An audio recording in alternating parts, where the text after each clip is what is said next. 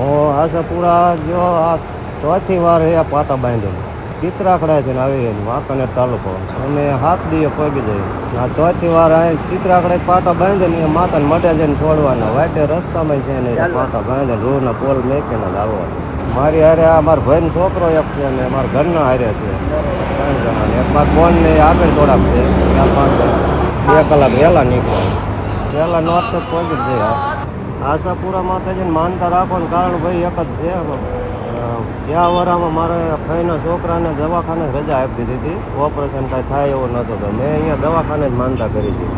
મેં કીધું જો એમને દવાખાને રજા આપી દીધી અને જો સારું થઈ જાય તો હું અહીંયા પાટા બાંધીને આશાપુરા માયા મનોકામના પૂરી થાય તો પછી એ પહેલાં મેં એક રાજસ્થાનના એક ભાઈ હતા ને એને એક્સિડન્ટ થયું તો એમને રજા આપી દીધી હતી. એમ અહીંયા ખબર કાઢવા ગયા હતા ભાઈબંધ દોસ્તાર હતા.